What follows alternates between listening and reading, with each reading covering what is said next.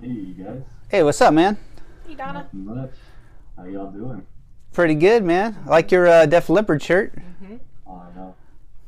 It's always good to meet another fan. That's awesome, man. Well, we're going to do a Bible study today. You ready? Let's do it. Cool, man.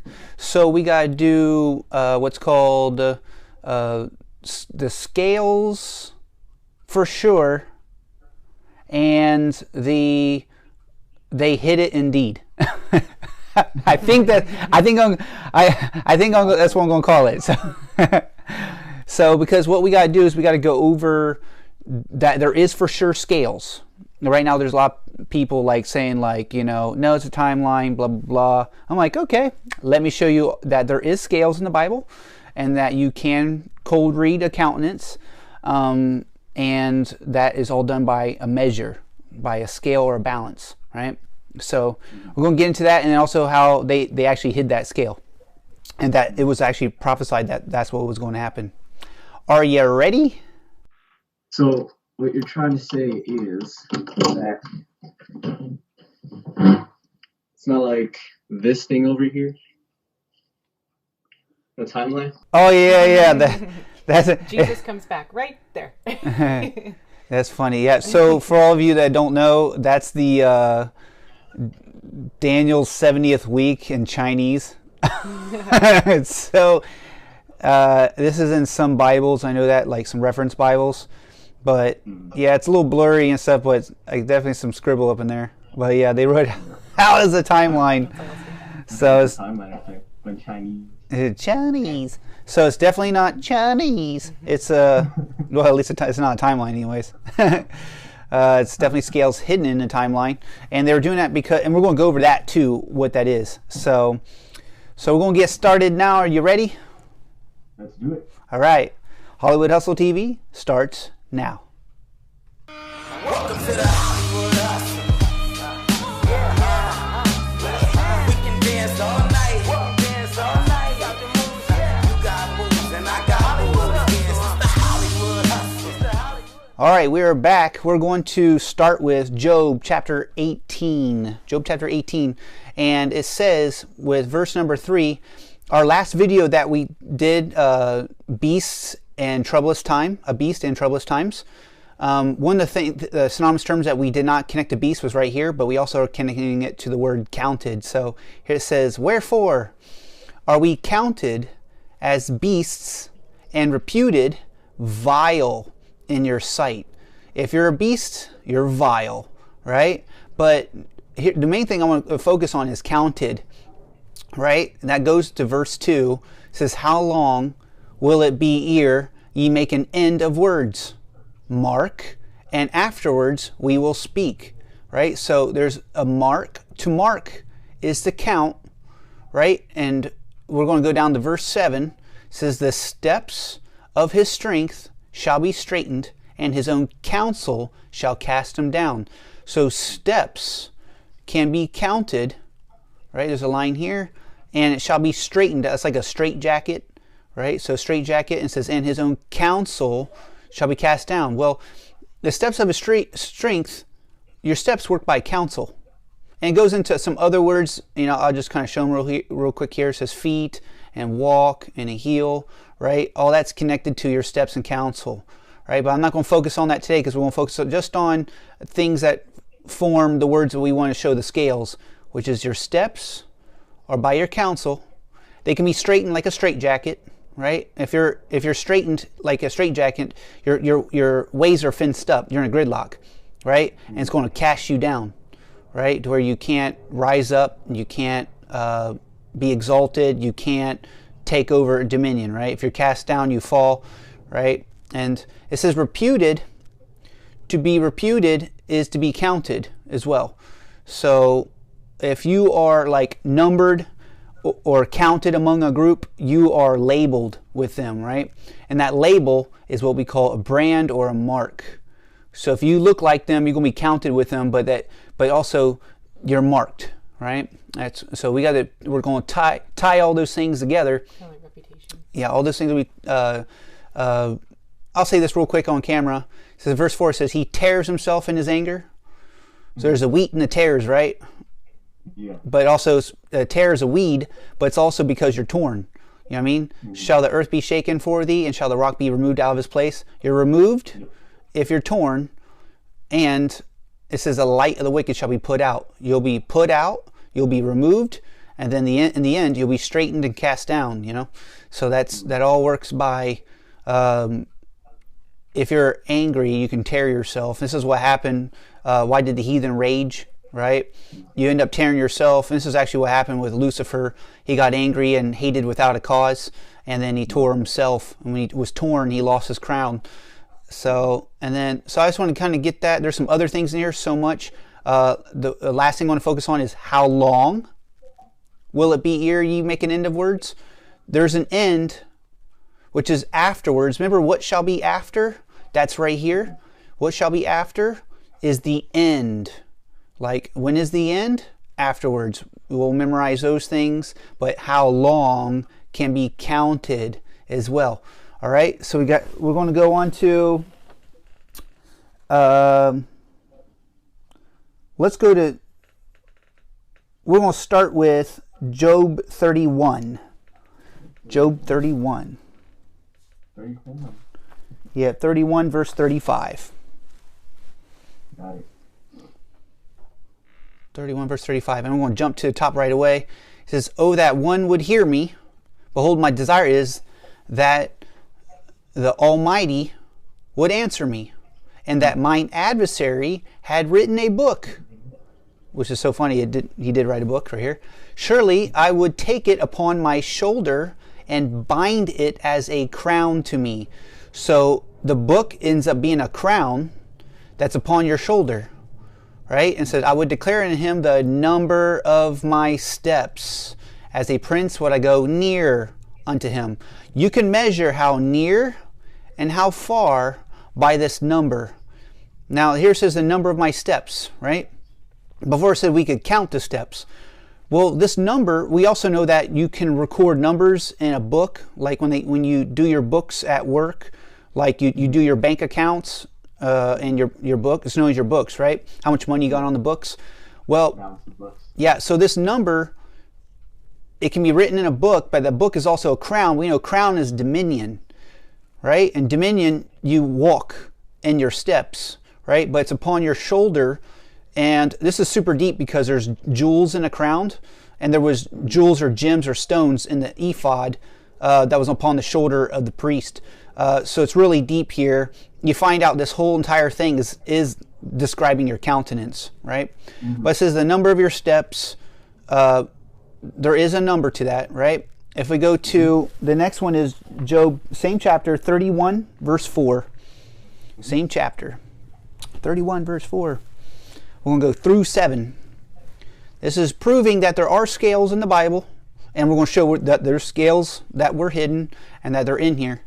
Verse 4 says, "Doth not he," talking about God, "see my ways and count all my steps?" God can see your ways. Your ways are your steps. But how does he see? By count. But we just said number of my steps. So I'd say count is a number, right?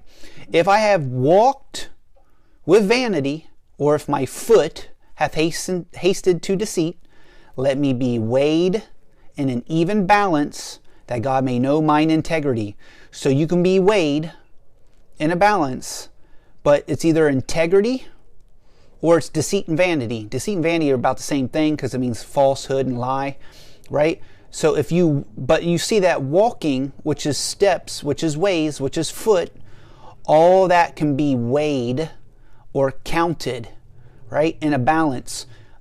If we scroll up to verse 1, "I made a covenant with mine eyes, why then should I look upon a maid?" Right? So a covenant can be made, which is, we know a covenant is walk. That's everywhere in the Old Testament. We can prove that. But we remember that video that we did? He confirms a covenant, right? Confirm is to write a covenant. So when you're in covenant, we know you walk, and we know a covenant is when you agree. When you walk, you agree. Can two walk together? Let's say agree, right? That's covenant, but it's connected with your eyes, and your eyes is connected to thinking, And here it says, look intently, or the thoughts and the intents of the heart is connected to a covenant, which is connected to your walk or your works. To every time, there's a purpose or intent to every work or walk, right? And all that works through a covenant, and that works through, that's a partnership, who you're walking with, like we've already talked about before. And then that can be counted. What you walk out can be counted, and you can be weighed, right? Now verse 7 says, if my step has turned out of the way, so you can be turned out or turned in, right? And mine heart walked after mine eyes, so your heart's connected to your eyes, like I said in verse 1. And if any blot hath cleaved to my hands, now it's connected to your hands, but it says cleave. That means connected to by a covenant. You become one. The two become one, right? That's a mystery concerning Christ and the church, but it's also a mystery concerning Antichrist and his body too, right? He's going to become one, and you can walk through him, right? Then let me sow and let another reap. Yea, let my offspring be rooted out. And if mine heart have been deceived by a woman, or if I have laid wait at my neighbor's door, then let my wife grind unto another, and let others bow down upon her. For this is a heinous crime, yea, is an iniquity to be punished by the judges. This is basically all the curse that comes upon you if you get turned out the way, and your heart walked after your eyes. This is talking about the desire of your eyes, of the eyes of flesh, like it talked about in chapter 10. But a blot will cleave to you, or you'll get dirty, right? You'll get dirty and polluted. Okay, so there's that one. I have a whole list here. We're going to go to 1 Samuel chapter 2. 1 Samuel chapter 2 and verse 3. So we're going to prove all these scales are in there, and they have a number. They have a count, a weight, so that there's a weight to it, right? Here it goes. 2 verse 3. Talk no more so exceeding proudly. Let not arrogancy, pride is arrogance, come out of your mouth. The mouth is where you talk, right? I'm pointing these things out so you can see how the Bible's written in synonymous terms, right? For the Lord is a God of knowledge, and by him actions are weighed. So weighing is knowledge, right? But actions are your walk, is your works, is your steps, is your feet, is your ways, right? So your ways are your actions, and they're weighed, right? And it goes on to say, and that weighing is a knowledge, but it goes on to say that it can either be light or heavy. It's also in the same book. I'm not going to flip to it to save time, but it's either light or heavy. The hand of the Lord is either light upon you or heavy upon you. So that's a weighing. But that light or that heavy has a number. It can be counted. It can be weighed, right? So let's go to Isaiah chapter 40. Verse 15. Isaiah 40, verse 15. Isaiah 40, verse 15. So far we're seeing that there is scales. And we got a lot of scripture to cover, but we're going to do this really quick. Really quick. I'm going to try to finish all the scale ones, if I can, in 45 minutes. And then we're going to show that they hid the scales. That this was part of the plan too. Hide the scales. So we're going to read verse 15, 12, and 17. We'll start with 15. Behold, the nations are as a drop of a bucket, and are counted as the small dust of the balance. Okay, so balance is connected to count. Before, balance was connected to weigh, right? We just read how it's weighed, right? And actions are weighed. But now we find out not just actions are weighed or counted, but nations are weighed and counted, right? They're counted as the small dust of the balance. So there's small, and there's also great. So not just light and heavy, there's small and great. We're going to see there's also a number too, right? Behold, he takes up the isles are the nations, as a very little thing. So there's little and there's small, all right? And that gets deeper into some other stuff, but let's go up to verse 12. Now here's a new word for us. Who has measured the waters in the hollow of his hand? So God uses his hand to measure and meted out heaven with the span. So the span of his hand is how he measures, right? He measures the waters. Here it says waters. We know waters is darkness was upon the face of the deep, remember? That's in Genesis chapter 1. So you can measure, well, the darkness that was upon the face of the deep, or the waters, how dark is that darkness, right? And the opposite of that was God's presence, the brightness of your rising. How bright is it? There's a measure to that. Here it says, it's his hand, the hand of God upon you. It says in Job and in the Old Testament everywhere, that's the hand of God is the Spirit of God, right? So he measured the waters in the hollow of his hand or by his Spirit, and mete out heaven with the span, and comprehended the dust of the earth in a measure. So you can comprehend. What gives you comprehension? The measure.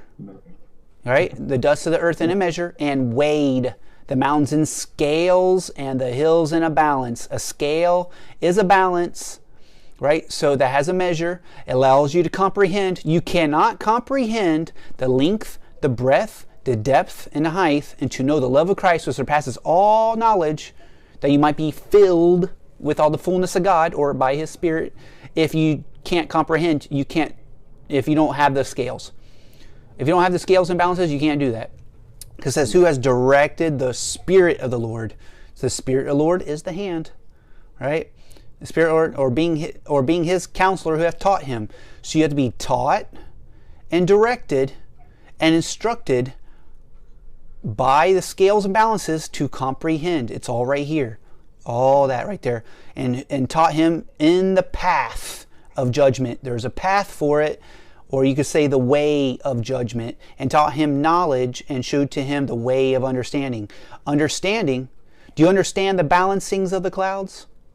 The wonderful works of him that's perfect in knowledge. Perfect knowledge is the path of judgment. Remember it says to every purpose there's time and judgment. If you don't understand times, you don't know the path. You don't know the way. You don't know the counsel, which all that counsel, we remember we talked about that counsel has steps that can be counted or measured. It all's right here, same thing. All right? And so you can measure the counsel, you can measure the nations, right? You can measure their steps. So the nations have to walk. They have to move, right? They have traffic. You can measure that, right? You can measure their walk, their ways, and their ways are either light or dark. Right? So you can count their ways, their internal and their external. There's internal pathways called channels, but there's external pathways, right? So you can measure their walk, but you can also measure like the sin and the righteousness. Righteousness has a measure and sin has a measure. Wickedness has a measure, so is holiness, right? Okay, so let's go to Isaiah 26 verse 7. I gotta move a little bit. I get to move a little bit faster. Faster. Whoosh. So 26:7. Here's another one. We're gonna have so many proofs, guys. The way of the just is uprightness. If you're just, you're upright. There's a way to it. Thou most upright dost weigh the path of the just. So you can weigh the path. You don't just see, you can weigh it, you can measure it, you can count it, you can number it, right? Right? Yea, in the way of judgments, O Lord, have we waited for thee, right? So that means to look, right? So you can weigh it, you find out waiting is part of that, to look. You know what I mean? You have to see it.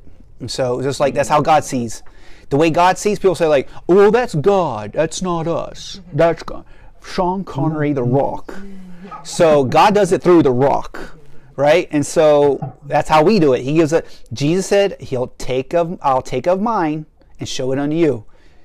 Jesus was God. In the beginning was the Word, Word was with God, Word was God, right? Jesus knew their thoughts, but we have the mind of Christ, it says. The mind of Christ is the Rock, right? Sean Connery, the Rock.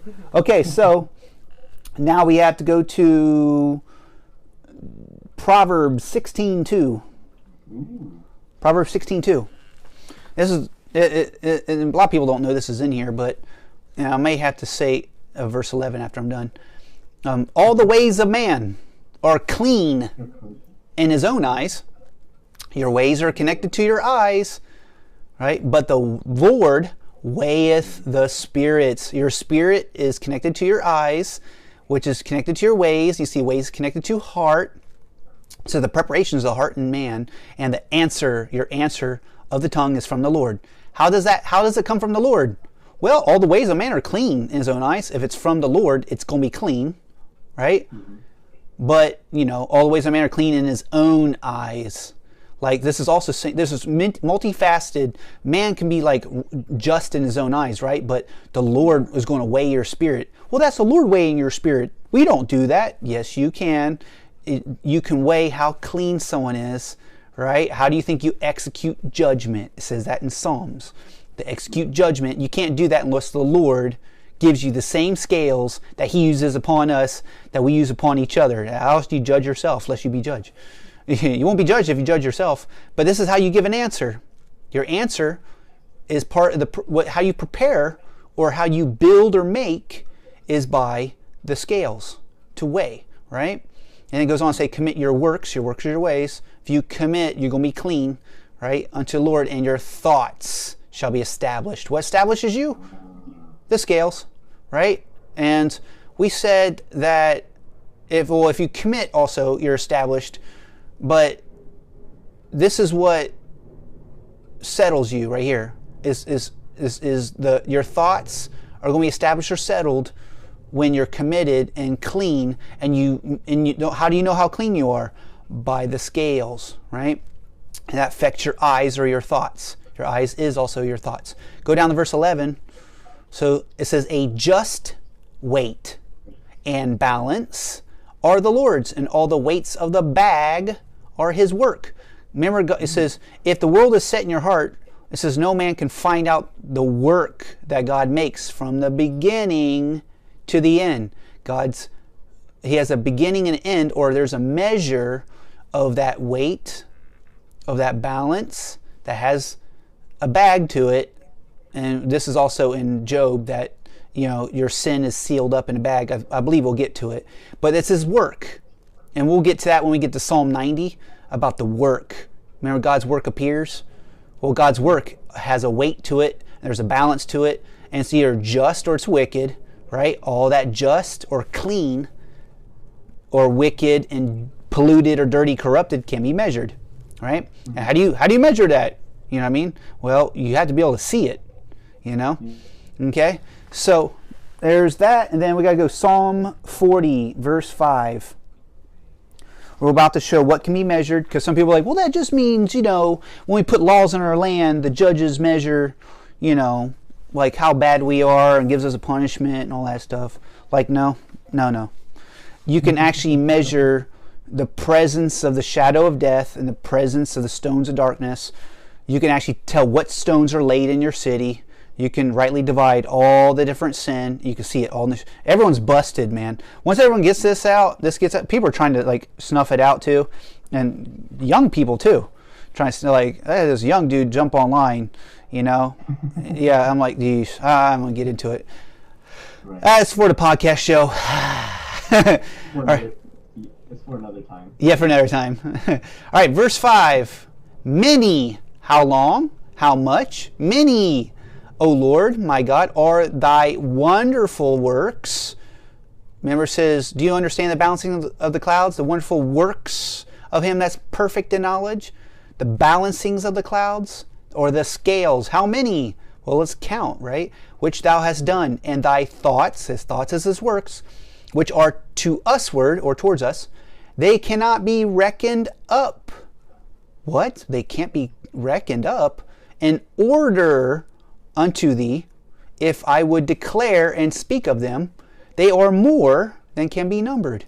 Well, that means they can't be reckoned, they can't be numbered, they can't be counted. God's thoughts cannot be counted. Well, if you look at this carnally, right, or after the flesh, and you try to put that calendar or how to, on the timeline, you're going to look at this like God has more thoughts than we can think about us. Like, remember, it says, even the very hairs of your head are numbered. Like, who can count all the hairs on their head, right? It's a lot, right? But remember, that's the same thing as saying, can you number the clouds in wisdom? Like, see, Job, you can't count the clouds, so it's not what he's saying. Don't think carnally. Don't think about counting the clouds. Don't think about counting the hairs on your head. Think about there's a measure, there's a number, there's a weight, and there's a scale for how near or how far you are to God, and how bright or how dark or how clean or unclean you are. And that is through a presence. That's the brightness of your rising or how far you've fallen, and the scale is only 1 to 7. You know what I mean? And it's all broke down more, and we're showing that here. Let's go, it's right over here. It's going to be chapter 39. Psalms, right? Yeah. Verse 4. Chapter 39, verse 4. Right in the same page. It says, Lord, make me to know mine end. Remember we talked about the end earlier?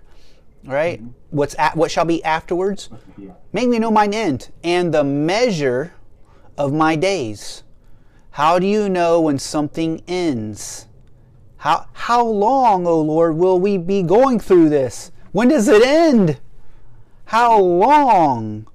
What shall be after? What is after?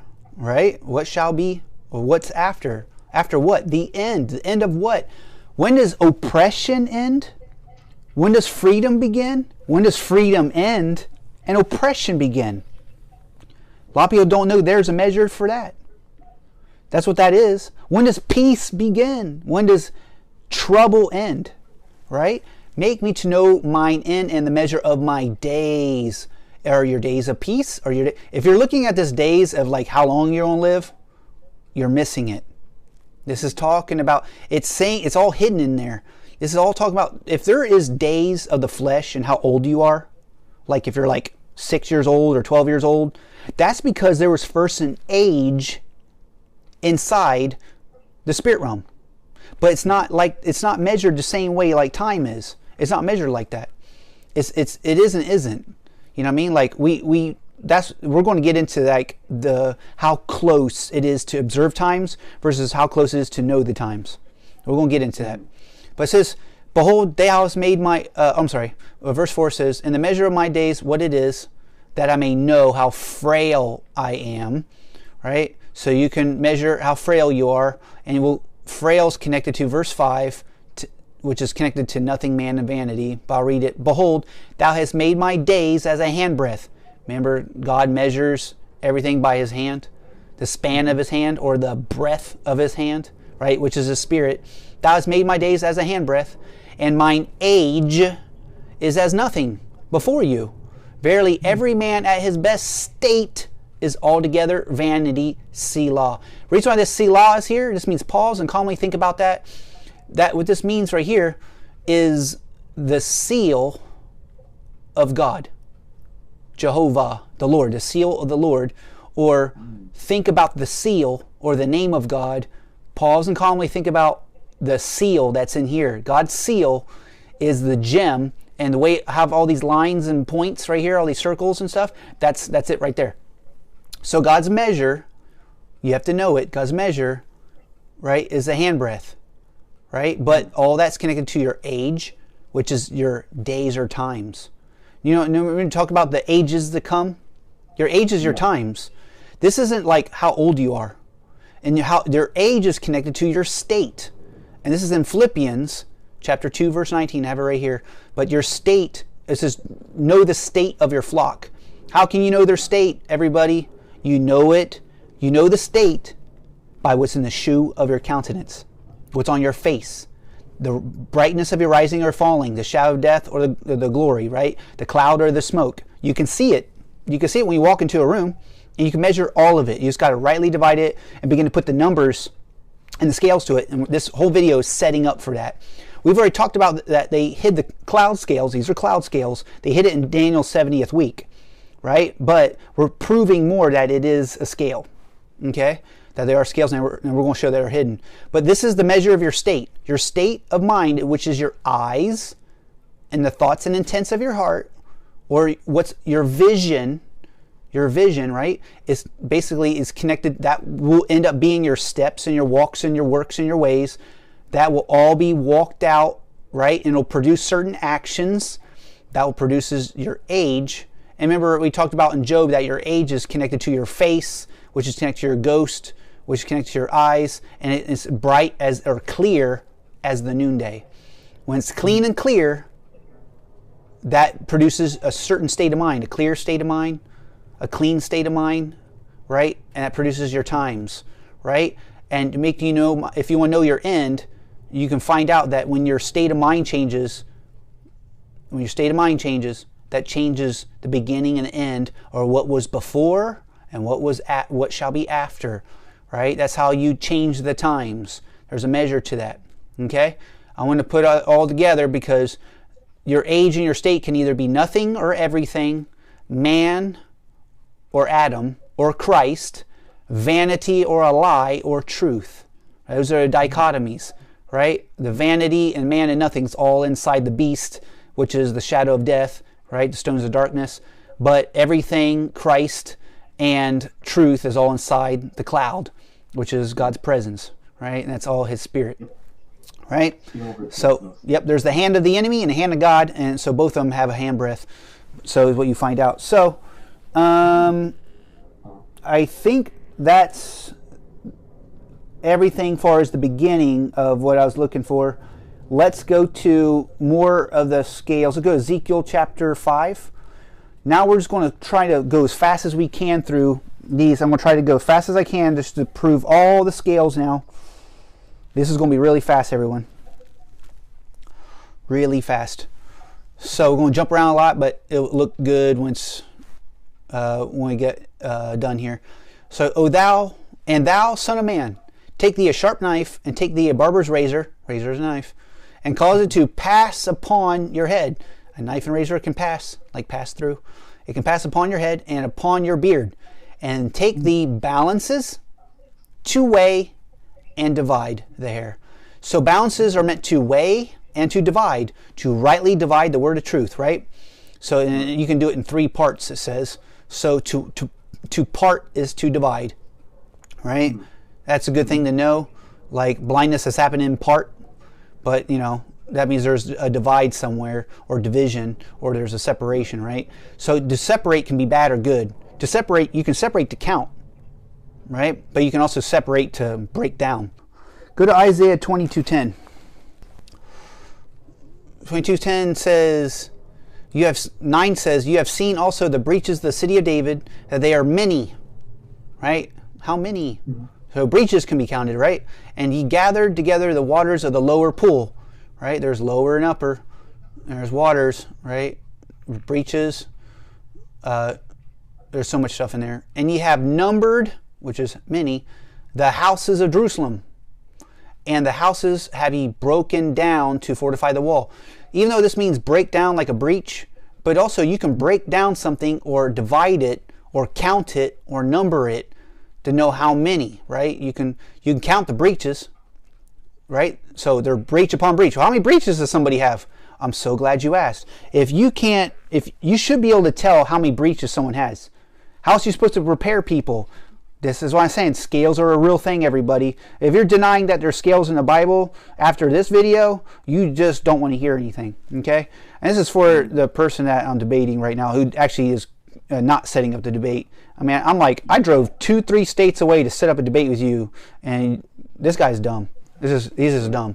Anyways, yeah. You could say he's a deaf leopard. Yeah, he's deaf leopard. You like a leopard. bruh, you deaf. And he's spotted like a leopard. Yeah, he's spotted and polluted. Yeah, he's a Pharisee in the making. I'm gonna make an example of him in the reset, because there needs to be. You got to separate the wheat and the tares right now, and the unwise and the wise. But yeah, you can break down, divide. Scales are meant to number and divide and count. Break down and to count, right? See how many. But you can number the houses, you can number the breaches, number the nations, and number your steps. So far we're seeing all that, right? You can't do that the countenance, though. Okay. Okay, bruh. All right, Job chapter 28, verse 25. 28, 25. 28, 25. All right, so talks about, verse 23 says, God understands the way thereof, talking about the way of wisdom, and he knows the place thereof. For he looks to the ends of the earth and seeth under the whole heaven to make the weight for the winds. He weigheth the waters by measure. When he made a decree for the rain and a way for the lightning of thunder. Then did he see it and declare it and prepare it, and yea, and searched it out. He searched it out. Remember that, search it out, everyone. What did he search out? And unto man he said, behold, the fear of the Lord, that is wisdom. What was searched out? Wisdom. And to depart from evil is understanding. Well, how much evil are you in? How much wisdom are you in? And the wisdom of God made the rain of God. Well, that just means he made a measure for the rain and not for anything else. Like, okay, if he measured the Holy Spirit, it says the Lord weigheth the spirits. So he weighs your spirit. How much rain is in your spirit? How dry is your spirit? How dry are you? How wet are you? How clean are you? How dirty are you? Well, you know, I don't know. We'll never know till Jesus comes back, right? He made a decree for that. There's a decree, and you can declare that decree, which, you know, gets into, what's a decree is part of what he made and made. To make something, you'll find out to make is to lay, right? When God makes something, he's always going to use his scales. Whenever something's laid, there's a measure to it. When you got born again, there was a measure to that. There's a measure to just being born again. Like, well, how much of Christ is in you? All of them. Oh yeah? Then why are you still aging and dying? If all of Christ is in you, like I believe all the Holy Spirit's in your spirit, but does he have your soul in your body? No. Otherwise, your face would be glowing like bright. You're still naked. Well, he just comes to your spirit, but he's got redeemer body still. Well, okay, that all works by the same system. You know what I mean? So there's a measure for that. When does that happen? On day 7. How do you renew the mind? Day 2, 3, 4, 5, and 6. So there's the days is the day of purification scale. How purified are you? Right? Okay, so actually there's 13 to 18, still same chapter. So 13:18 says, man knoweth not the price thereof, of wisdom, neither is it found in the land of the living. The depth saith, it is not in me, and the sea saith, it is not with me. Right? There's a price to it, which is value here. And it's how deep. It cannot be gotten for gold, neither shall silver be weighed for the price thereof. Right? And it cannot be valued with a gold of Ophir, and with the precious onyx or the sapphire. The gold and the crystal cannot equal it, and the exchange of it shall not be for jewels of fine gold. So there's a price, there's an exchange. It can be equal or unequal, just or unjust, right? But there's an exchange. Remember, Isaiah built on this and said, he'll give us beauty for ashes. And we know the beauty of the Lord is the glory of the Lord from Psalm 90, which is the wisdom of God, right? Which is his work, has a beginning and end, right? That means there's a weight for it. That means there's a price to pay. And the price was in the blood of Jesus. That's how valuable it is. The price was the blood of Jesus. That's the value, and God weighed it, and Jesus was numbered among the transgressors. He had to be marked. He was out. You know, that's deep right there. Jesus had become sin who knew no sin, and there was a value to that, a ransom, an exchange, right? There's a measure for that. How did it? Well, God knows that, and we won't. We don't know how that works. No, God will share with us the plan of redemption, how it works, and everything. Like it's all it was here inside the book of Job. All right, next one, Job 38:21. I gotta go faster. Job 38:21. I like this one. Verse 20 says, should you know the path to the house thereof? The house of what? The house of light. We know light of God is the secret of God, you know, from Job 20:9, which is the wisdom of God, which is the hedge. The hedge of protection builds God's house, which is God's tent, right? Do you know that has a pathway? Remember we said the path can be measured. That means this house can be measured. And it says in Proverbs that the house has 7 pillars. 7 pillars? That means 7 days, 7 pillars, 7 times. All right. Knowest thou it because you was then born? Or because the number of your days is great? Or you're so old that you were born back then that you know the path to the house thereof? If you read it like that, you're a Pharisee. Right? And that's that's the way it was written. The dark arts was written just like this. If you take it for face value, you read it carnally, you're a Pharisee, meaning you're separated from the wisdom of God. What does this mean? Knowest thou it because he was then born? There's then, and then there's after. There's before and there's after. What was then? Adam. Well, do you know the path to the house thereof? Do you know what was in Adam before he fell? That was then. That's deep. This word then is deep. Because you was then born. When you're born again, this is from chapter 14, through descent of water, it'll sprout again, which is being born again, right? Were you then born, or to know at the revelation of Jesus Christ, to know God is to be born again, right? Right? And that will take you to the path to the house thereof. What? It was right here the whole time, everybody. Right? Because Jesus had to learn by revelation. If the plan of redemption wasn't in the Bible, how do you think Jesus was going to learn it? Well, God was going to come down and teach him. Then he would have been outside of the same system of the prophetic. Like, he had to come down and work the same thing that everyone else has to work. Because the number of your days is great. When your number of your days is great, how great? 7. Then you can enter into the treasures of the snow. Remember talking about enter into the kingdom of God? That's where Jesus got that word enter from. It's in the Gospels, right? But then there's a number to that. Can you number the clouds in wisdom? That cloud is your day scale. The days, can you number the clouds in wisdom? In wisdom. Not number the clouds, in wisdom. How do you number it? What's the difference between numbering the clouds and numbering the clouds in wisdom? Well, number the clouds is count them by your finger. And wisdom means to see that weight or that measure of how near or how far you are to God, or how near and how far you are to Nimrod. All right? That's all in here. Because there's a house of darkness too, and that's also in the same chapter. Right? There's a path, there's a way and a place where death or darkness dwells. Okay? So there's more in here, but we got to move on. So that was 38:21. Let's go to 39, 1 and 2. This is a good one. And 1 and 2, right? So it goes, knowest thou the time when the wild goats of the rock bring forth? So there is a time that you can know when wild goats of the rock, that means devils. Do you know the time when devils that come out of the rock of what? The house of darkness, bring forth. What do you mean bring forth?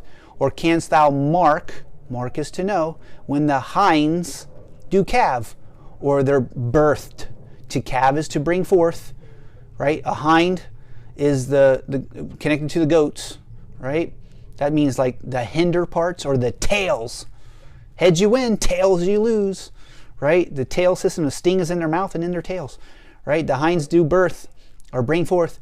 Can you number? To number is to mark, is to know. Remember this mark is the first thing we read in chapter 18, which is to count. To mark is to count, but mark is to number, but you can number the steps and count the steps or weigh them. Can you number the months that they fulfill, or when they're end? When does something end? Well, you can be knit in the womb, right? You're conceived, then you're knit, or you bud in there, right? Then you're birthed or brought forth out of the doors of the womb. But that's the end of the womb, but the beginning of your growth. To be brought up, right? You got to be brought up and nurtured now by the mother, then weaned. There's different stages. That's fulfilled. That's when one thing ends and another thing begins. What was then and what is after. Before and after, come and go, rise and fall, end and begin. When does it fulfill, or when does it end? There's a mark or a knowledge to, you can count that or mark that or know that, right? That they feel, or knowest thou the time when they bring forth? And here it gets into it, says they bow themselves, they bring forth their young ones, they cast out their sorrows. To cast out is to fulfill, is to bring forth, right? But it's all about, they bow themselves. You better believe that either humility or pride births a state of mind. And there's a scale for that. Okay? It's a cause for it. Yeah. It is. Mm-hmm. A cause? Yeah, because it said in Proverbs, it said, what do you call it? Pride causeth shame, or it says, what cometh before shame. Right. The cause and effect is also part of that's beginning, and the effect is the end, right? And says the days are at hand, the effect of every vision, right? Your vision is your eyes and intent, and that's your state, and that's your days, right? And all that has an effect, but there was a cause to that, and that's part of that measure, that to see, well, what the cause is. Your walk. It causes your walk, your works, your ways, your steps that can be counted. You can count the cause, right? You can count that, number that, and you can know it too. You can know what by looking at the effects. And this is how people predict things, whether you're going to have peace or trouble. This is going to make more sense also when like you can know that what's all inside the curse and what's all inside the blessing, which is peace and trouble. Let's go to Daniel chapter 5, verse 26. Daniel chapter 5, verse 26. Yeah, so far we're seeing all this about scales. I think we're making a point, but I have a bunch more. So we have to put them all out there, and then we got to show that they did hide them, and that's even better. So get ready, everybody. Like, we're coming up to the hide part of this video where they hide the scales, and those scriptures are pretty awesome.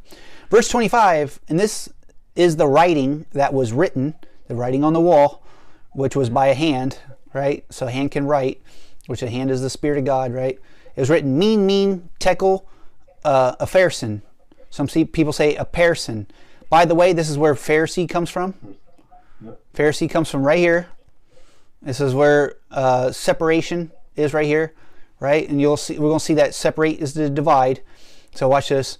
This is the interpretation of the thing. Mean is God has numbered your kingdom and finished it, or it's ended. When does one thing end, another thing begin, right? How long?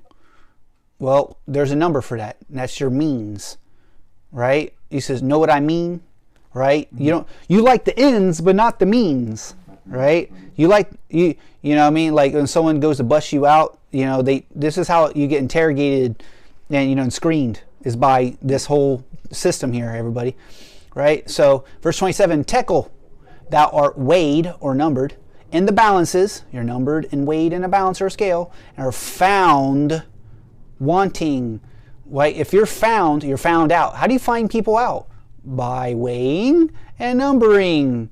So not only that, but not only can you find people out, you can know their end from their beginning and how to finish them off. You can see if you're greater than them. How to judge them. This is all judgment right here. Right? You're found wanting. What's wanting mean? You're lacking. Lacking what? You're lacking because you're broke down. And here's what it says: pairs. Wait, I thought it said a pharisee or a person. Here it says pairs, because the pairs are your parts.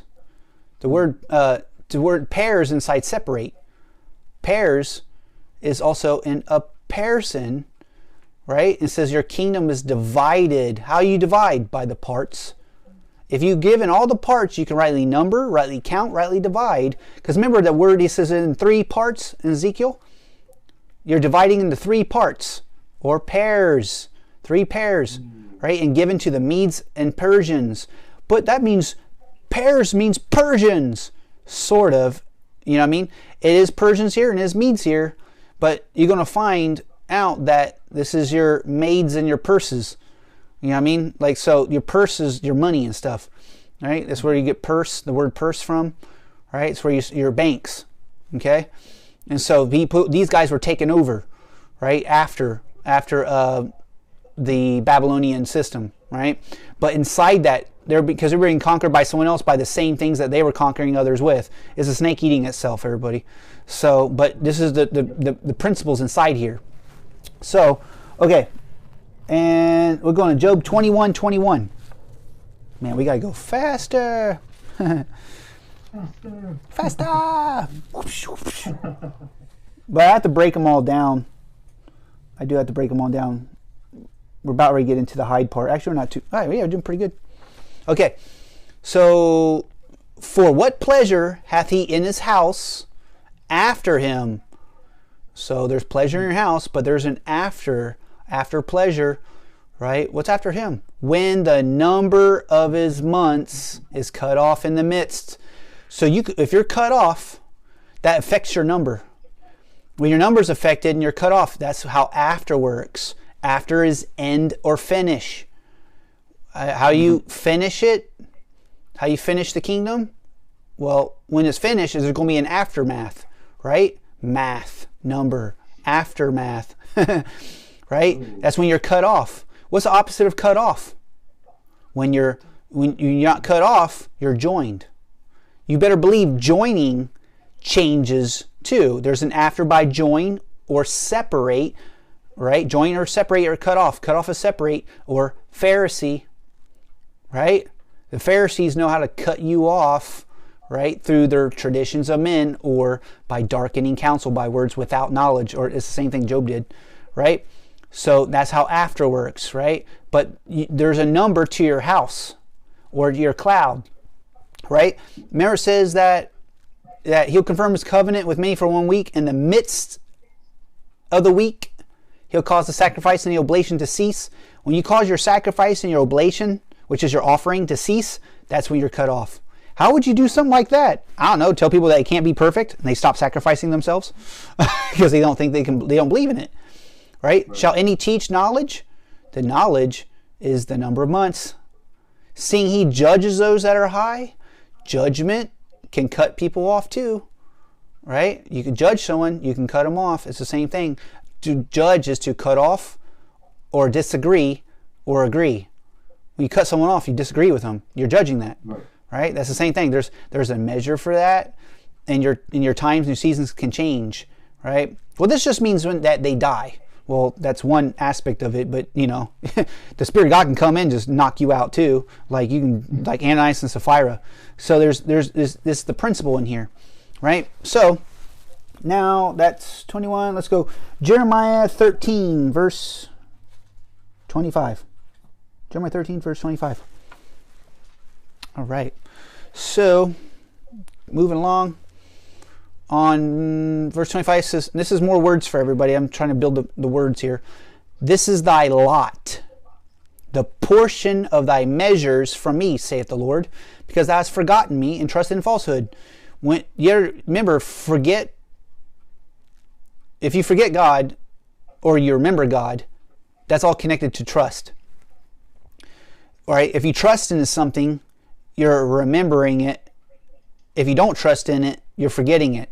Because you're setting your eyes on something. You trust something, you join yourself to it, and there's a remembrance or forgetting, or there's a consider, right, and a focus, like what you're holding on to.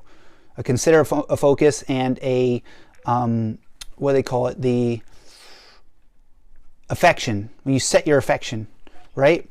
What you set your affection on is what you're going to think about, what you remember, and that's what you're going to trust in. That's what you commit. When you commit to, yeah. So you could also say what you delight in, right? Right, yes, what you delight in. What you delight in, and the opposite of that is abhor, right? What you abhor and you don't hold on to, right? If you delight in it, you're going to hold on to it, right? If you abhor it, you despise it and you forget it, right? And you don't believe in it, you don't trust in it, right? There's, So what was the lot and the portion, the measure? Therefore will I scatter them as a stubble that passes away by the wind of the wilderness. So the lot and the portion comes from the wind. Remember, he has a measure for that. It says it in Job. He makes the wind with a measure. Wait a minute. So this wind, though, scattered. You think the wind can scatter the physical wind can scatter people? Well, sort of if you're getting a hurricane.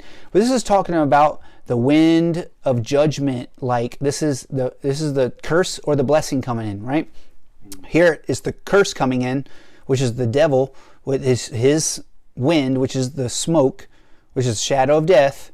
It works just like wind too, and it scatters people. That's what I said. So people can start saying, no, see, like that means God measures the wind and the waters. Yeah, okay. So if you just look at, see, this proves right here that it's not just the physical stuff. There's a measure to that because there's a measure to the realm of the spirit. Right here, there's a lot. You find out there's a lot is a place, is a room as well. So, and that is inside the house of light or the house of darkness, right? And that's a portion. So now there's a portion, a measure, a lot, to count, to number, right? And you find out portions tied to dominion, right? Okay, let's go to Job 14:16. I wonder, so funny. Job 14, 16, yeah. Says this is cool right here. Man, yeah, I'll have to say it right here. It says, for now, thou... sorry, are you there? Okay. All right, so for now thou numbers my steps, dost thou not watch over my sin? Right? And remember, talk about that bag, verse 17, my transgression is sealed up in a bag, thou sewest up my iniquity. Remember the weights, there's a bag. You know, that bag is sealed up, right? But there's transgression in it. Where's that bag? It's your countenance. It's sealed up. Well, we know sin is connected to your heart and your spirit, right? So if it's sealed up in a bag, well, that's not just some bag floating out and, in the ether somewhere, right? That's in the show of your countenance. Thou sew up. To seal is to sew up. And iniquity is transgression. That bag, there's a weight to it. There's the weights of the bag, and that weight is a number, and is connected to the work of your hands, right? So, and it's connected to a whole bunch of other stuff, but we got to move on. So, number of steps, we're seeing that again. So, let's go Job 23:11. Job 23:11. This paper is like really big. I keep blocking myself over here in this camera. So 23:11 says, my foot hath held his steps, held fast, right? His way, which is his steps, have I kept his hold, and not declined. Okay, so now you can see that you can decline. So verse 8 says, behold, I go forward, but he is not there, and backward, but I cannot perceive him.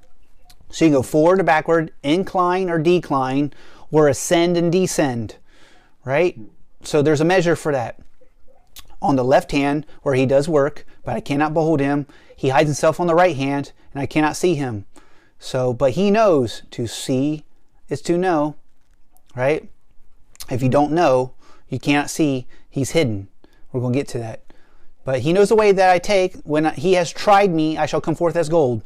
So Job's trying to get all pious and self-righteous, that he's saying, he's trying to, this was the lie that the church, the Pharisees were going to do. And it's going to be first in the Jewish nation, then in the nations through the Catholic Church and the Protestant Church after that.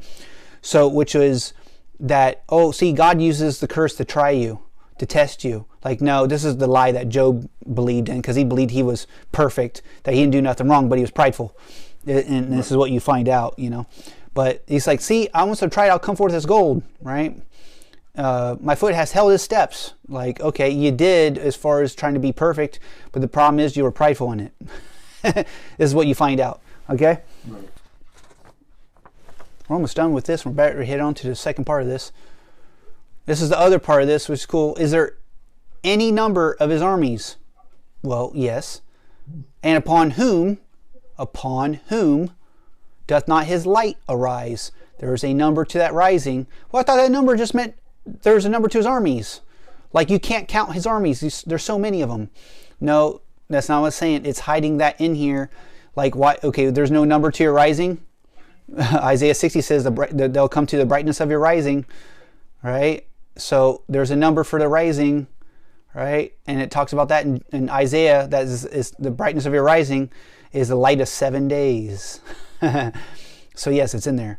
So there's a number to the rising, and there's a number to the army, but you have to know how strong they're. And this is what you find in the 7 trumpets and 7 vials scale. You don't want to know how many of them there are. You kind of do, and you kind of don't. You want to make sure you outnumber your enemy, but you want to know the number of their strength, of what position they're in, right? You have to know, can you outpower their position? There's also that too, and that's all tied to clean.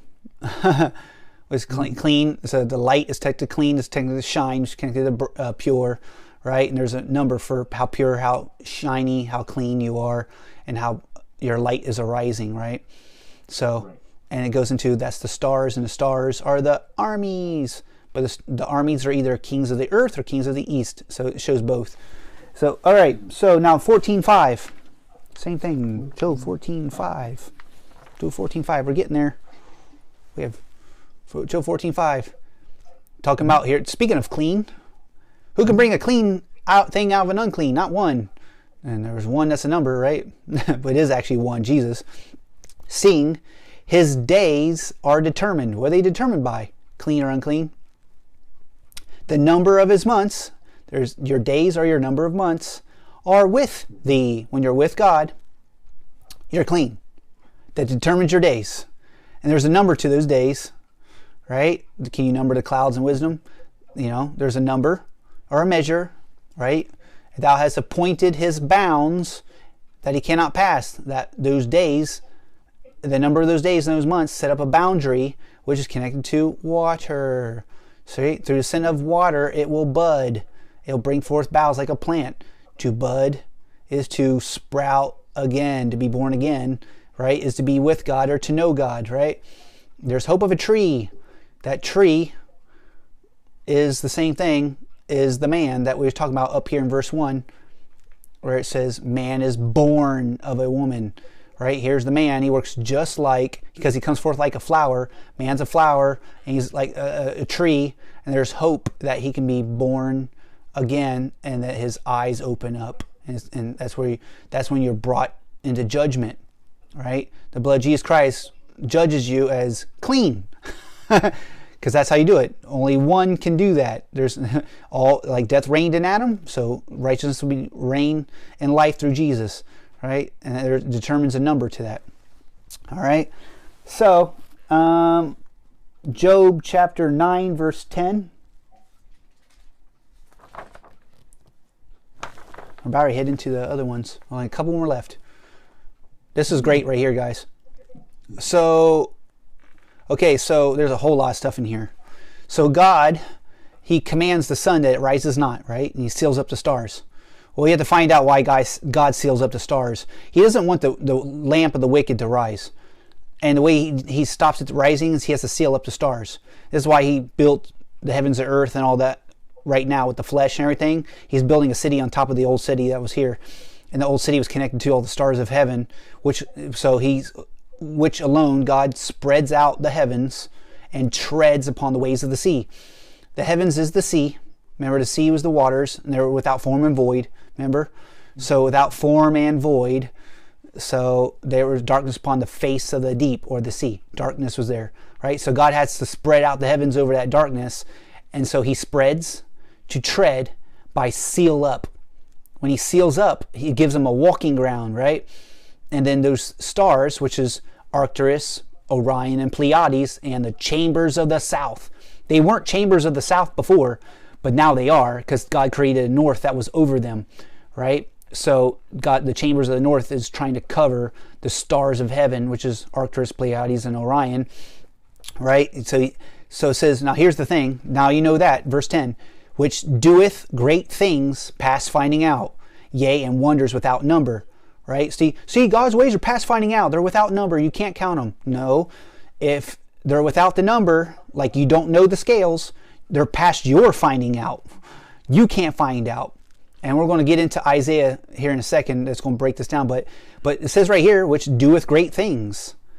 What does God do? Well, number 1, verse 11 says, he goeth by me, and I see him not. Why? Because it's without number. He passes on also, but I perceive him not. You can't perceive God. You can't see God when you're without that number, and then he's past finding out. Then you're not going to know the great things that he does. What does he do? Treads upon the waves of the sea. He spreads out the heavens. Do you know the spreadings of the clouds? The noise of his tabernacle? His noise is his voice that he uses to seal up the stars. That same page says that he seals up the hand of every man. Why does God seal up? He seals because he makes sure that these wicked stars don't rise up. He has to seal them up. And then he seals up by spread out, and he treads upon them. That's what he says. I'll bruise your head and he'll bruise your heel. Remember Jesus, when he comes, you'll bruise the head of the serpent, and the serpent's head will bruise his heel, right? Because he's going to spread out the heavens over top of them. And he's going to tread upon them. And God walks upon the waves of the sea.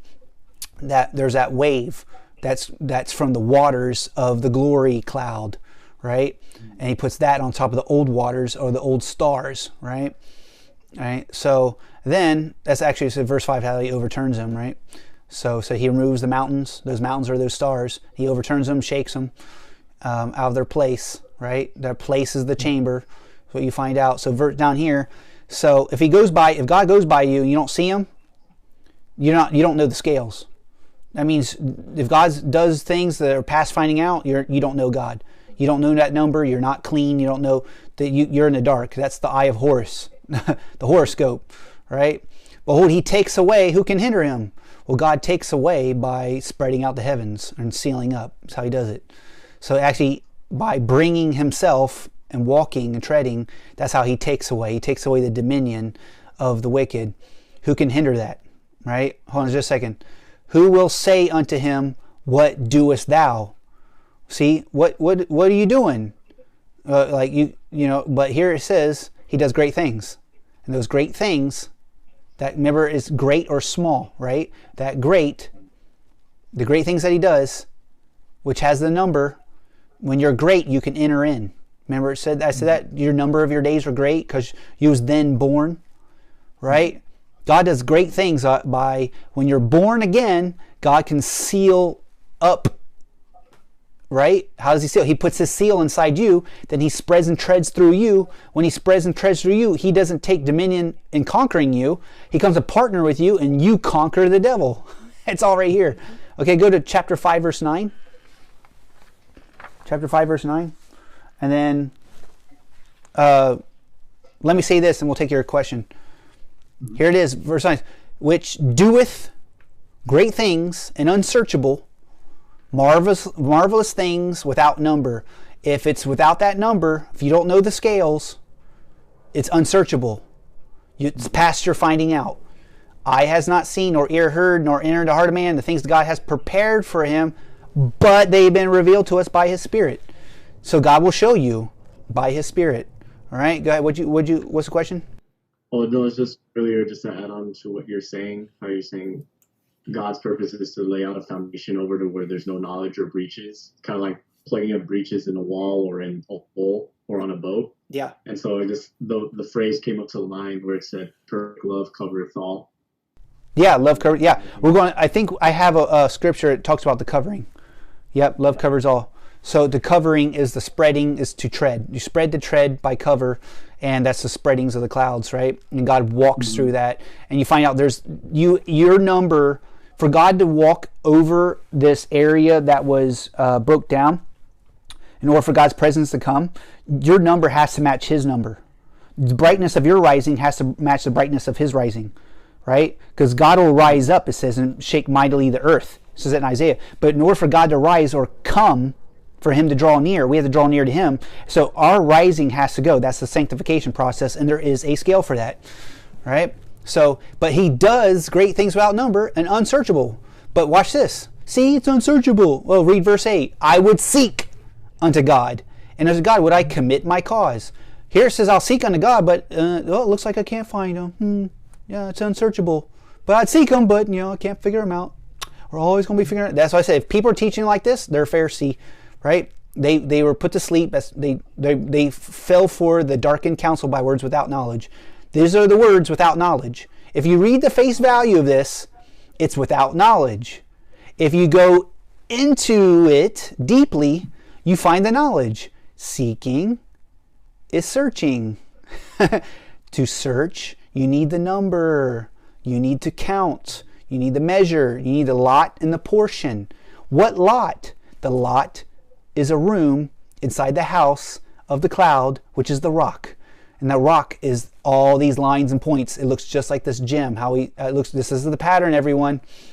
Yep, it says, yet man is born unto trouble as the sparks fly upward. But you can be born upward, right? You have to be a spark. You have to spark again, be born again. You have to be lit back. You have to be regenerated. Right? It's all right here. Then you can fly. It says that in the book of Revelation, you can fly or ascend. But that's how you come out of trouble or you escape. How does that happen? Seek, commit. That's your cause. And then there's the effect. What's the effect? Great and marvelous things come. Why?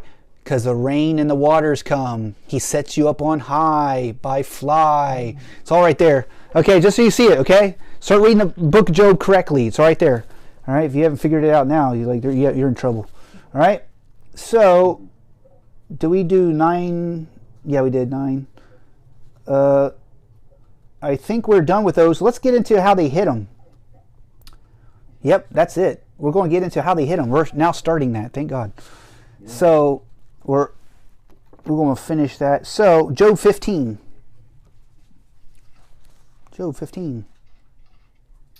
Verse 8 and 20. Go fast. Job 15. Verse 8 and 20. And this is what they asked Job. I shall read verse 7. So it says, are you the first man that was born? We know the first man was Adam. Man, was you then born? Because your days are so great, right? There's first, right? And then remember, there's the first man, there's the last man, talks about in Corinthians. And there's the second man. Jesus came as the second man. When he died, he was raised from the dead as the last man. So you unplug from the first and go into the last, right? Because that was, are you the first man that was born? Or was you made before the hills? I'd say then. Were you to be born, you got to look like the first man before he fell. The only way that was going to come was through one. Can you bring a clean thing out of an unclean? Well, you have to be born again. That was before the hills, right there. And that was the secret. It goes, have you heard the secret of God? Here, actually, have you heard the secret of God? Which is right here. It's right there. That's all he's saying. He's actually, are you so old that you're so smart? No, you're not. You know what I mean? Like, no, that's darkened counsel by words without knowledge. That's without knowledge. The knowledge is the secret. Have you heard the secret of God? Which is what? Do you restrain wisdom to yourself? The secret of God is the wisdom of God, right? The wisdom of God is the light of God. And the wisdom of God and light of God is being born again so you can be with God, right? You have to be made in the image and likeness of Christ, right? From the first day to the last day, right? But they were going to restrain it. So go down to verse 20. Do you restrain it to yourself? Why would anyone do that? Well, look at this. So verse 18 says, which wise men have told from their fathers and have not hid it. But they did hide it, everybody. It was right here. They were going to hide it. Verse 20, the wicked man travaileth with pain all his days, and the number of years is hidden to the oppressor. Meaning, well, this just means that the wicked man, the oppressor, doesn't know how long he's going to live because he's got all this pain. He could die any moment because no, that's darkened counsel by words without knowledge. Where's the knowledge? The number of years has to be revealed to you, which is the number, is the count, is the scale, is the measure of the days or times that you're in, to know the times. If you observe the times, you read this for face value and it puts you to sleep. So I'm showing this over and over and over, right? So there's that 15, 20. Let's go to chapter 28, verse 11, same book. 28 verse 11, right? Yep, verse 11. Okay. That's 11, 7, 12, and 21. 11, 7, 12, and 21. So there is, or verse 7, there is a path which no fowl knoweth, which the vulture's eye has not seen. What path is that, everybody? The path that you can count, that you can number, that you have to know, that your eyes have to see. You have to see the pathways, everybody, or the frames. You have to see the frames which are made by, the pathways made by a stone. It's a pavement. You have to see the pavement, right? The stones that have to be laid, the pavement or the foundation of both the shadow and the cloud, which no fowl or vulture has not seen. No person or the devil can't see this anymore. These devils can't go in that. They lost their ability. It says that in Ezekiel, they lost their ability to walk in the stones, up and down in the stones of fire.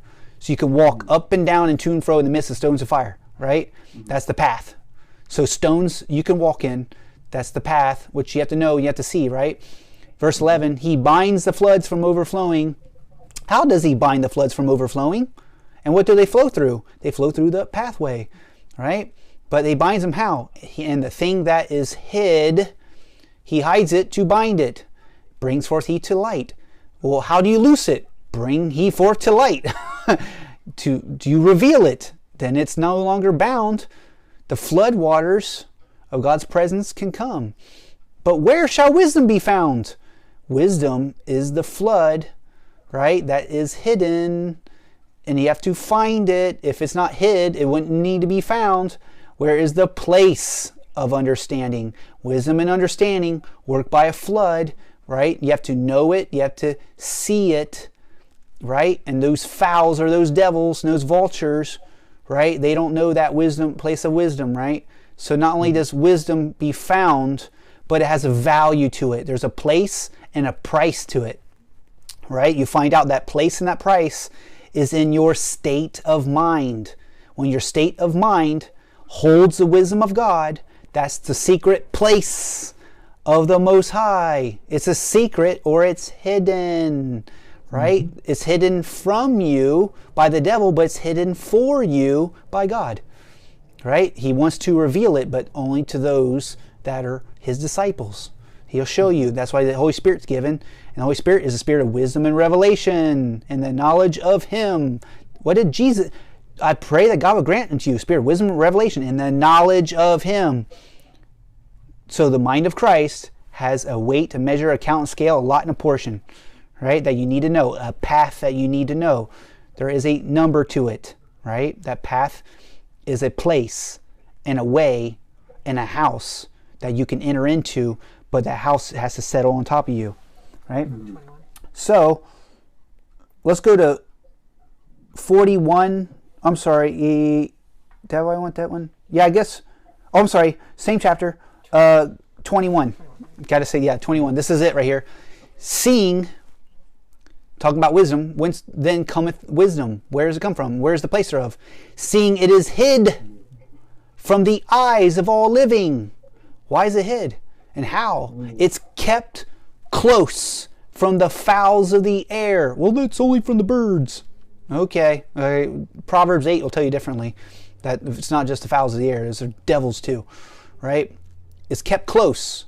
But it's kept close also from the wheat. From the tares and from the unwise virgins. It's kept close or concealed. It's hidden or kept close or concealed from certain people that are not part of the living, right? God will reveal it to the wise shall understand, it says in the book of Daniel. Go to chapter, just remember that kept close. Go to chapter 41, verse 15. Chapter 41, verse 15. So, chapter 41, verse 15. So, now it's talking about, actually let's drop down to this over here on the other, all the way down to the very bottom. Because I want to read this. Verse 13 says, who can discover or reveal, right? The face of his garment. This is talking about Leviathan. Remember it says, I will not conceal his parts, nor his power, nor his comely proportion. He has his power, he has parts or pairs, right? That's his portion of his lot. That's his portion, his lot, and his dominion or his power. God wants us to, he says, I will not conceal it. God's not going to hide us the depths of Satan. He says, who can discover? If it's concealed, you can't discover it. But I will not conceal. That means God will let you discover the face of his garment. The garment of the devil is his hand, is the hand of the enemy, is his cloud, the darkened counsel, right? And who can come to him with his double bridle? There it is, the double bridle. How the whole book of Job is written, double bridle. It has it's a garment. It produces a garment, which is, there's a measure to that. There's a face to it, right? And so who can open the doors? You can open the doors of his face. You can open the doors of the face of his garment. Yes, and guess what's on it? His teeth are terrible round about. Round about? So there's a dragon with teeth round about him? No, you're thinking carnally. The dragon sits on top of you. The dragon has a garment. And it's the shadow of death that you wear. It's a garment that you wear that makes you naked and blind. And it makes you a devourer to devour others, because a serpent devours its own tail. It makes you devour others, and then they devour them and puts everyone underneath each other, right? As an oppressive, the gain of oppressive system as the South would. Then as the West would, it's even worse, right? Then it talks about his scales are his pride. So now this is the garment, right? His scales are his garment. Yes and no. This is talking about a balance. A scale is a balance, is a measure, but it's also talking about it as a clothing, like fish scales. How fish have scales, dragon has scales. But it's reason why God called the clothing scales on fish and on dragons is because we wear our scales in the shoe of our countenance. You can see the measure of our brightness of our rising, and you can see the measure of the dimness of our falling in the show of your countenance, right?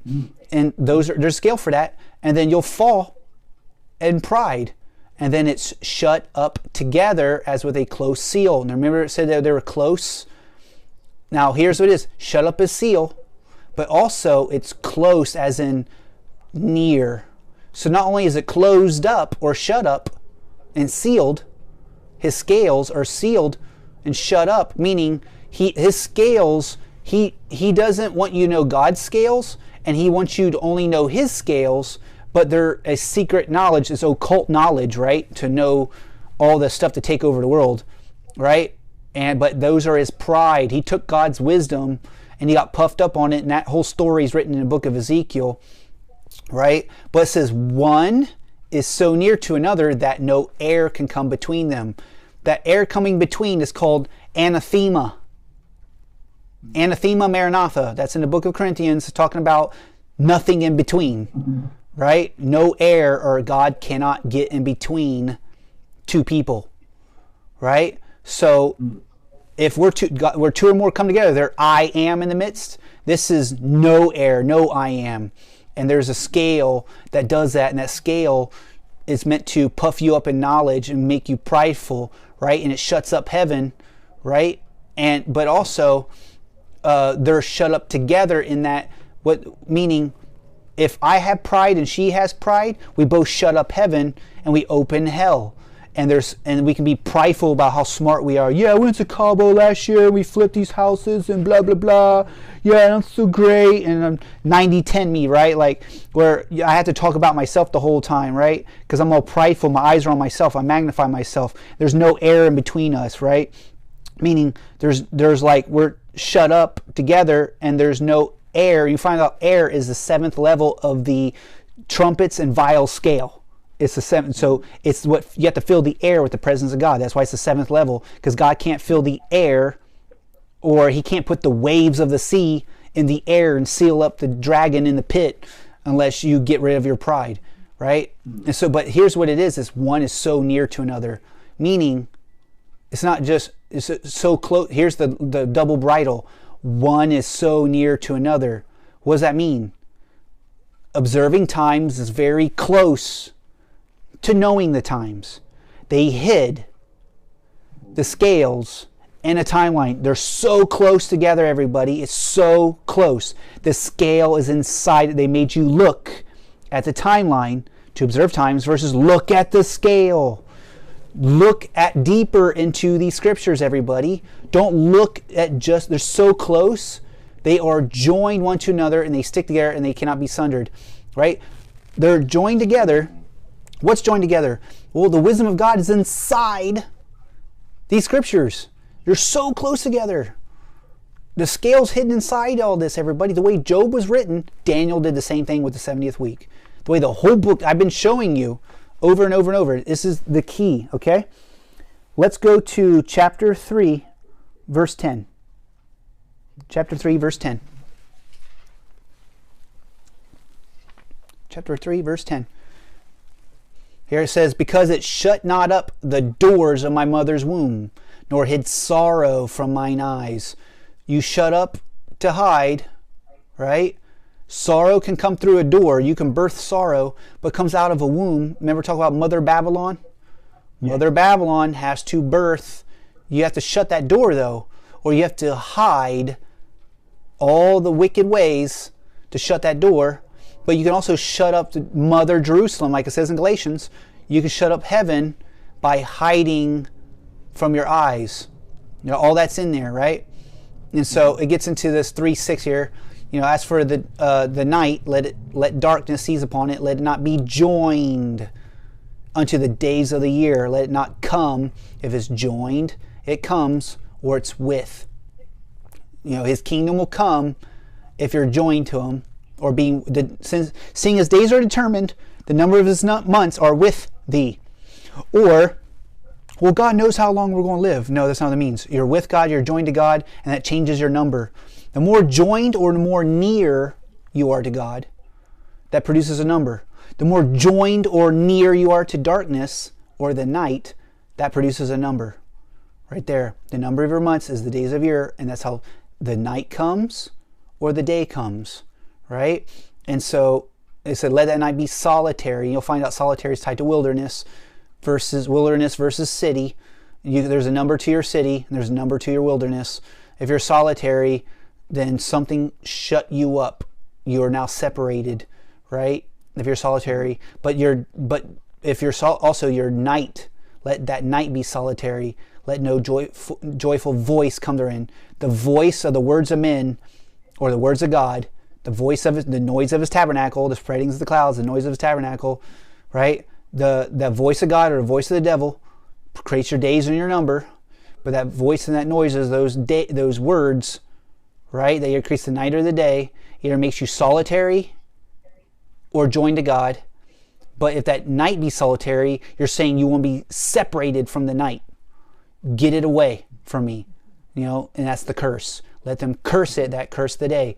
Well, you can curse that day by separating yourself from it. And so let the curse come off of you, right? It's all in here, right? And I can go on, but I've got to move to other things. Let's go to chapter 8, verse 8. So who hid it? Well, it said the fathers, right? It said the fathers hid it. Well, okay, so here's, well, it says, verse 8 says, for inquire, I pray thee, of the former age, or what was before, what was then.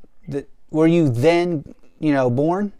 Or the former age, right? For inquire, I pray you, of the former age or the former days, right? And prepare yourself to the search of their fathers, right? You have to find out what Father Abraham and Father Adam knew before he fell. This is why I believe Adam wrote the book of Job. All right, so I think Adam wrote it all out. So to search is to inquire, but if you can't search, it's going to be hidden from you, right? That's how you prepare. To prepare or build the kingdom of God, you have to search out what the fathers knew that made the former age bright, right? It says, though thy beginning was small, yet the latter end should greatly increase. Small versus great. Were you then born because the number of your days is so great? All right. Were you then born in the former age? Right? If you're not small, you're great. That's the beginning and end. There's a scale. Former and latter. Your latter end, you can increase and be great. There's a whole scale right there, guys. All those are all the words that help you to become a good teacher to understand, right? And there's an age. Your age is tied to beginning and end. But your age can increase, but you have to know how you fell, right? How you became small or little, or the nations are but a drop in the bucket. What makes you small? You're without form and void, and darkness upon the face of the deep, or the shadow of death. If you have form, you're no longer void, you're prosperous. And God's word will go out and will prosper and accomplish that way he pleases and what he sent it for. So if God sends his word, which is I'm doing right now, I'm opening up the scriptures, you go back to the former age by the wisdom, and you have to search that out. Say it, search. You have to search and inquire. And it goes on to say, for we are but of yesterday and know nothing. How are you of yesterday? Or the former age when it passes away? When you know nothing. Why would you know nothing? Because it's hid from you. You have the fathers. Did your fathers hide it? Like I said in 15. Well, we're going to read that. Let's go to Psalm 78. Psalm 78, verse 3. I'll try to wrap this up now. Psalm 78, verse 3. Psalm 78, verse 3. Which we have, like, I'll open my mouth in parable, I'll utter dark sayings of old, which we have heard and known, and our fathers have told us. Okay, that's cool. They told us. That's good. We will not hide them from their children, showing to the generation to come the praises of the Lord and his strength. God's strength is through what? His number. And his wonderful works that he has done. What does he doeth? We don't know what God doeth, remember? He doeth great things without number. What he does and what he's done is his works. Do you know the balancings of the clouds? The wonderful works of him that's perfect in knowledge. You want to show the perfect in knowledge, the balancings of the clouds. Do not hide them, right? And then up here, it goes on over here at the very top. It says, our fathers, that they should make them known to their children, right? You have to make them known, right? That they might set their hope in God, or set the dominion thereof in the earth, and not forget the work of God, but keep his commandments. You can forget it when it's hidden from you and it's not known, right? Okay, so then we have Psalm 106. Psalm 106, verse 35 and 39. Psalm 106, verse 35 and 39. So what happened with these guys? It says, but they were mingled among the heathen and learned their works. All right, they mingled with the heathen instead of mingling with God. They mingled with the heathen, learned their works. And then verse 39 says, what happened? Thus were they defiled with their own works, instead of the wondrous works of God, their own works. They're defiled, they're unclean, and went a-whoring with their own inventions. Okay? So that's what happens. They went whoring, they're defiled, right? But they learned and mingled. By mingle, all you got to do is just mingle with people. You don't have to go to a secret society anymore, right? You mingle with the heathen, right? Let's go to Jeremiah chapter 9, verse 14. Jeremiah chapter 9, verse 14. And that says, and verse 14 says, but have walked after the imagination of their own heart. So if you walk after the imagination of your own heart, which we just read, they went after their own works, right? Their own ways, their own heart, and after Balaam, which their fathers taught them. What? Their fathers taught them the ways of Baal? I thought the fathers were supposed to teach them the ways of God. But they learned the ways of Baal? Go over here to chapter 10. So, thus saith the Lord, learn not the way of the heathen. Wait a minute. It says in Psalm that they learned the way of the heathen by mingling with them. Well, what is the way of the heathen? And be not dismayed at the signs of heaven. There's signs of heaven. What are the signs of heaven? For the heathen are dismayed at them, for the customs of the people are vain, or they're a lie. Your traditions have made the word of God none effect. This is what the Pharisees did. It's not just they just lost their way and everything and picked up traditions, everybody. It was on purpose. This is why I try to say, you're like, oh, they're just religious and they just, No, there's a way to read Job that makes you a hypocrite, that makes you religious, that makes you pick up the customs, and that's the right hand, and it hides the scales and makes you without the number. God's ways are unsearchable. You can't know him till he comes back, or you can't know him till you die and go to heaven. That's all the lies that's out there in the church, everybody. And then they start teaching you the ways of Baal. Like, oh, don't judge the homosexuals, and pedophilia is love for everybody, right? Love is love, and all that stuff, right? And then you'll find out that they do all this dirty stuff with Baal, which is Balaam, which is Nimrod, which is the Antichrist. It ain't Obama, everybody. It ain't freaking just some made up, so President of the United States is the next president. It's going to be Hillary Clinton. All that stuff, right? Anyways, that's that right there. Let's go to, I should put that up there. Job 36:26.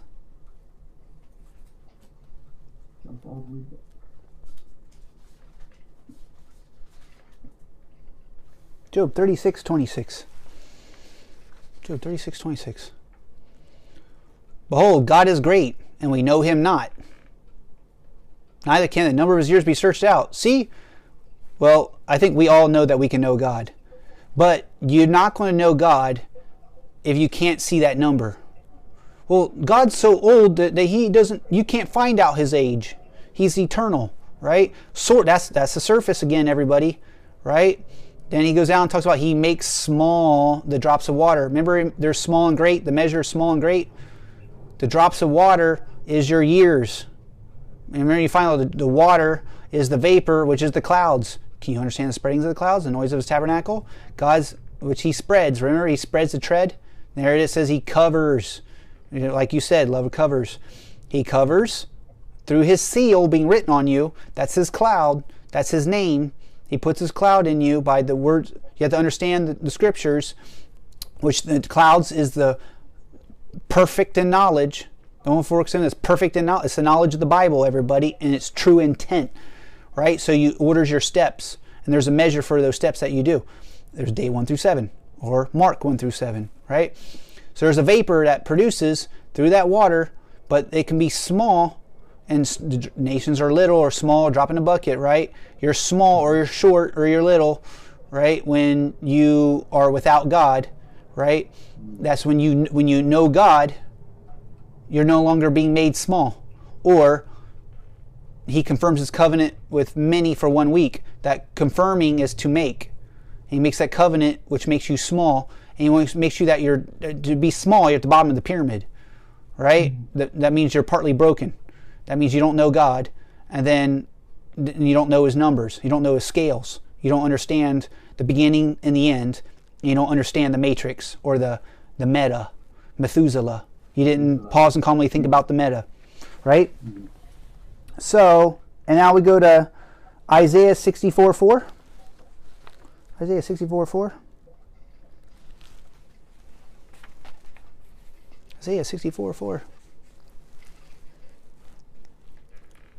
So it says, for since the beginning of the world, men have not heard, nor perceived by the ear, neither hath eye seen, O God, besides you, what he has prepared for him that waiteth for him. God will prepare if you wait or you look to him, because thou meets him. God will meet you, right? He'll meet you right where you are. Where are you? Are you born again? Are you filled with the Holy Spirit? Do you know how to build up and set up? Do you know how to build your walls of defense? Are you a king yet? Have you gotten your crown? He'll meet you right where you're at. There's 7 levels to it. He'll meet you. He meets him that rejoiceth. Remember, you have to rejoice. What is rejoicing? You have to rejoice that when you go to the cross, that you're going to be resurrected. Remember? So it talks about that in Peter. He rejoices in him that worketh righteousness. You have to work righteousness in those times of trouble, right? So you have to do the 7 sevens while the 62 weeks or the troublous times comes upon you by the 70th week, or the dark cloud people, right? You have to work righteousness, and those that remember thee in thy ways. To remember God is to work righteousness, not the ways of Baal, not the way of the heathen. You remember God, right? Behold, thou art wroth, for we have sinned. Why is God mad? We sin. And those is continuance, and we shall be saved. What's continuance? To remember, to work righteousness, and wait for God, or look to him and trust in him, and God will prepare and meet you. And then your eye will see, and your ear will hear, right? Since the beginning of the world. Or you'll get everything that was in Adam before he fell, which is now all in Christ. Not only that, you know knowledge of good and evil, but you overcame the evil, and you're tested and tried, and you get your crown, right? So that's a scale. You got to climb it, you got to play, but you have to work righteousness. Let's work salvation. Well, that's in Isaiah. It says work righteousness. Sorry, you created unto Christ Jesus unto good works. Okay, so now we have to go over. We're done with those. So we have to just go over the last little bit of how it was hidden from the fathers. So let's go to Matthew 23:32. Matthew 23:32. We're almost done. We're done probably less than 10 minutes. Matthew 23:32. Jesus 23:32 says, fill ye up the measure of your fathers. What was the measure of your fathers? That they learned the ways of Baal, What was the ways of Baal? Art of separation, art of seduction. Pharisee, Sadducee. Sadducee meant to turn you out the way towards Baal after you were separated from God through the Pharisee. They had to make the word of God to none effect. So you just like, you know, some people stayed in it, you know what I mean? Just like they do today. People stay in the church and it doesn't come back full circle. They just wait till I got to die and go to heaven before I understand everything, right? People just stay there. But some people are like, this is bullcrap. And they leave and go towards the left wing, right? So fill you up the measure. So your measure can be filled up. Ye serpents, right? Well, their fathers were serpents, right? Ye generation of vipers. They're vipers and serpents, which is you're like your father, the devil, right? So now let's go to Jeremiah 11, 9 and 10. I only have like 4 more to go. 4 to 6 more to go and we're done. I'm going to breeze through these. This is awesome right here, guys. And the Lord said unto me, a conspiracy is found. It's conspiracy theory. Oh, really? Here it is. Conspiracy found, everybody. Yeah. Among the men of Judah. That's the Jews. All right, and among the inhabitants of Jerusalem, they are turned back to the iniquities of their forefathers. Here it is again, which refused to hear my words, and they went after other gods to serve them. Nothing new, everybody. The house of Israel and the house of Judah have broken my covenant, which I made with their fathers. To do what? Go after the ways of Baal, mingle with the heathen. So that's what they did. All right. Job 24:1. Job 24:1. I don't have much else to say. I'm just going to read these and we're done. Bam! Just to prove it, y'all. So he goes, why, seeing times are not hidden from the Almighty, you can hide times. How do you hide the times? How do you hide the times? You make one thing close to the other. So close to the other that you don't quite see it. Right? That's how you hide it. Like I said, you know, they're close, like a close seal. One so close to another that there's no air can come between them. Right? It's all inside of here. Why seeing times are not hidden from the Almighty? Do they that know him not see his days? If you know God, times are no longer going to be hidden from you. Because to know God is to know the times or see the number. Have the number. How do you know times? How do you know God? Understand the balancings of the clouds, the wonderful works of him. If you know God's works, that's perfect in knowledge, you know him. Then you see his days. To see is to know. It's no longer hidden. You know the times versus, right, observed times. So there it is again. Isaiah 65:16. Next time we're not going to do this big old piece of paper because I keep putting it up right in front of the camera. That sucks. All right, Isaiah 65:16. Isaiah 65:16. I'll just read the bottom. Because the former troubles are forgotten because they are hidden from mine eyes. When something's forgotten, it's because it was hidden. For behold, I create a new heaven, new earth, and the former shall not be remembered nor come into mind. If you want to forget the things that are behind, make sure it doesn't come into your mind. Right? This is how God creates new things. So God creates by all in the mind. The new heavens, new earth comes in the mind. God creates in the mind. Right? It's got to come into the mind, right? It's either hid and forgotten or it's remembered. And if it's not forgotten, it's remembered. And then if it's not hid, it can come. And there's a former and a latter, remember, right? The former now is the old, and he's going to bring back the new of what was in Adam before he fell through Christ, right? So, and then Isaiah 28:17. Isaiah 28:17. 2 more. It says, judgment also will I lay to the line, or I'm going to set up, and righteousness to the plummet. And hail shall sweep what? Away the refuge of lies. Refuge of lies. What does that do? And the waters shall overflow the hiding place. There's a hiding place. What am I doing? I'm sweeping away the refuge of lies, everybody. I'm sweeping away the refuge of lies. There are scales, and you can number, you can count, you measure, right? And they were hidden. Who did it? Judah. Right? The refuge of lies. A refuge is a fortress, a house of darkness, of lies. You got to sweep it away. All right? And where's that refuge? On top of you. Okay? All right. Job 23:9. Job 23:9. I'm not going to teach this 8 ways from Sunday, and we're going to. Wait till we get into the scales. That's our next video. We're going to get into the 7 seals, vials, and trumpets. The first 3 out of the 7. And that's going to tell you about where Babylon is. Right? Is that 23:9? Oh, I read this earlier. It says, on the left hand where he does work, but I cannot behold him. You can't behold God on the left hand, everybody. He hides himself on the right hand. How does he hide himself? There's a right hand art of separation where God hides. That's Pharisee. Then you can't see God when he hides himself. God doesn't really hide himself. It's through the art of separation on the right hand, Pharisee. On the left hand, he does work, right? So God has to work on the left hand because they all need saved. They all need, an evangelist, all right? So you can't behold God there. He's not even in there at all. But he's not hidden on the, he's hidden on the right side, but God's always, working judgment and stuff on the left and trying to get him to come to him, right? So there's a whole forward and backward system. So, all right, so now here's the answer. We're going to go to Jeremiah 3:15. Here's the answer. Actually, you know what? Before we go there, I'm sorry. Go to Job 3.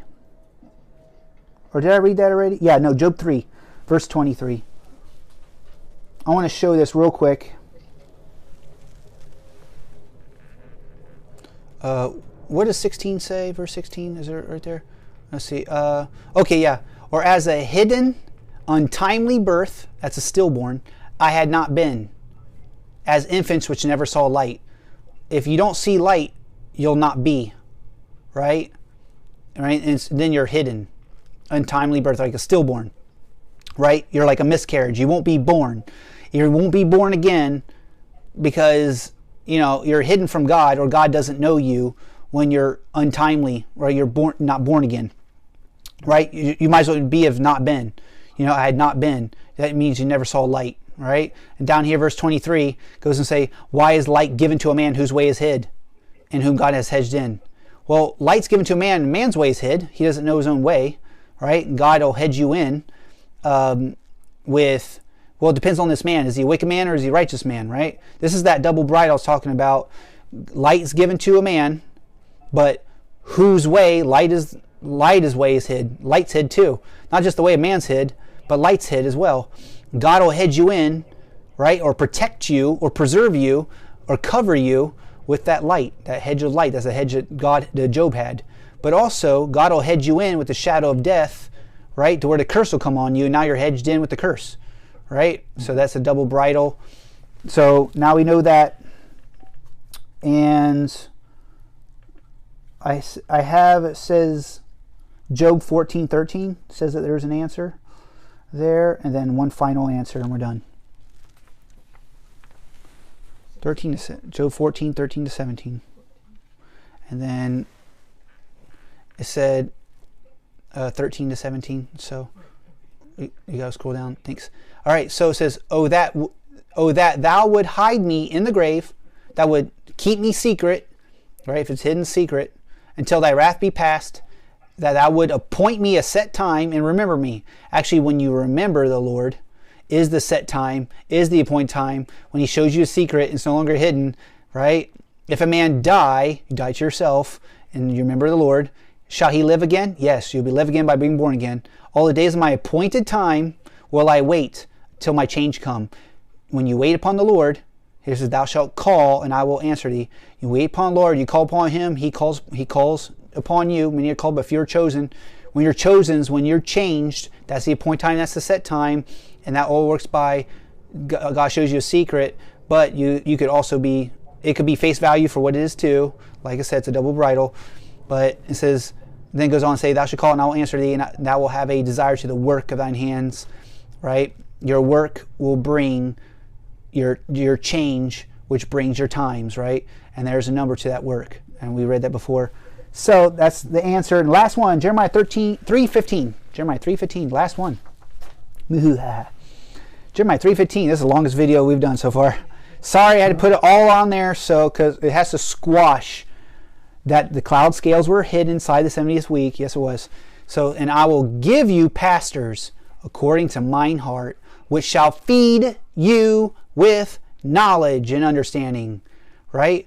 Right? Versus darken counsel by words without knowledge. Right? That was in Job, and it's right here, written there. It shows Job 38:2, right? Is the without knowledge. This is the knowledge, and we're going to raise up pastors. If you're interested in teaching these things in your region, hit me up on Hollywood Hustle on Facebook, or you can email me at hollywoodhustle15@gmail.com. This is the cloud scales and detail, and that yes, there is for sure scales, and they were indeed hidden by who? The fathers, the robbers of Israel, the Pharisees. When they were caught by Jesus and all his disciples, they rebranded, became Jesuits, infiltrated the church. We went to the great dark ages, right? The great falling away. And the Protestant Reformation has been bringing back all the original truth, and now we're in the apostolic, the last movement. Now all the truth is out. We're in a progressional model. If you'd like to become a pastor, hit me up. I can train you in all these things. And we're on Facebook, on YouTube here. Hit me up in the comment section if you can't find us.